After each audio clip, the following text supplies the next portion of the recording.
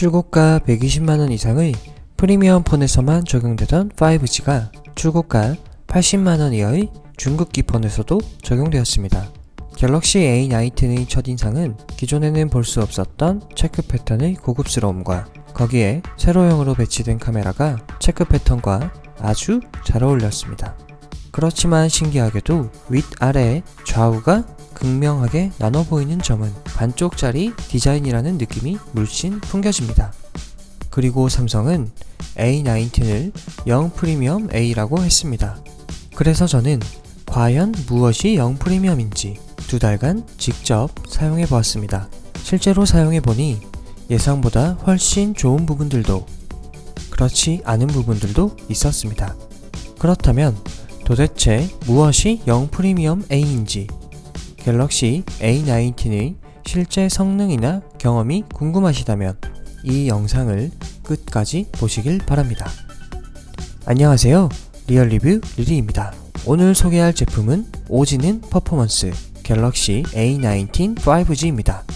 A19는 플래그십 모델에 버금가는 퍼포먼스를 자랑합니다. 특히 A19의 최고 하이라이트는 퀄컴의 스냅드래곤 855가 탑재되었다는 것입니다. 스냅드래곤 855는 갤럭시 S10에 탑재된 엑시노스 9820, 노트 10에 탑재된 엑시노스 9825와 비슷한 성능을 보여주고 있는데요.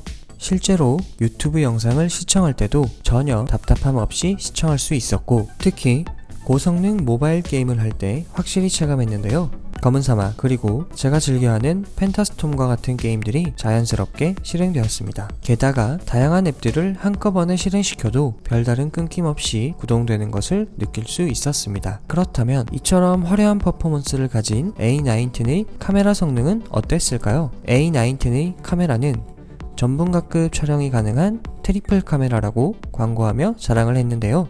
500만 화소의 심도 카메라, 무려 4800만 화소의 메인 카메라, 그리고 마지막 800만 화소의 초광각 카메라가 바로 그것입니다. 그리고 전면에는 3200만 화소의 카메라가 탑재되었습니다.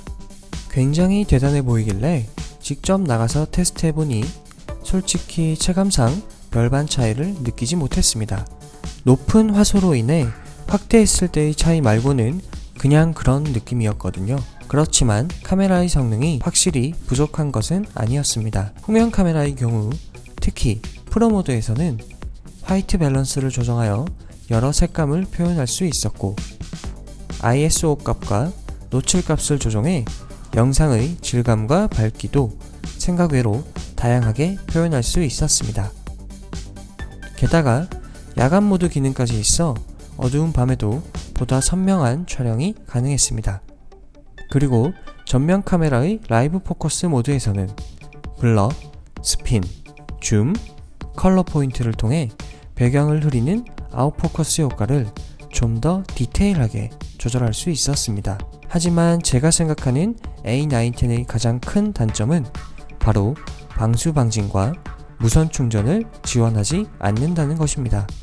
이게 중요한 게 요즘 스마트폰들이 기본적으로 방수 방진과 무선 충전을 제공하는 데에 반해 전작에는 적용되었던 방수 방진과 무선 충전이 2019년 모델에서 제외되었다는 것이죠. 그리고 생각보다 무게도 꽤 만만치 않았습니다.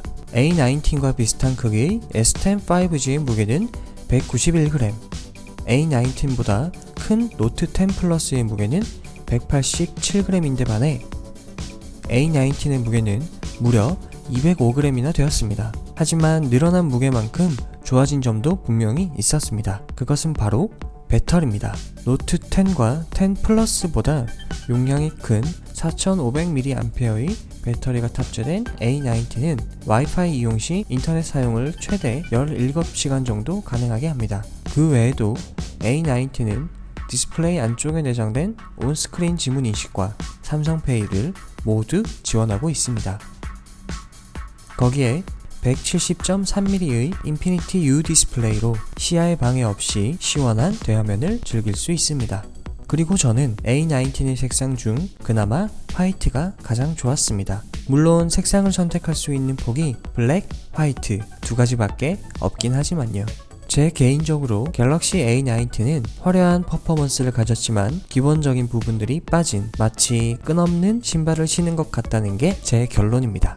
물론 그럼에도 다른 5G 폰들에 비해 오지는 매력이 있지만 말이죠. 오늘 리뷰가 조금이라도 도움이 되셨다면 구독과 좋아요 그리고 알림 설정을 부탁드리겠습니다.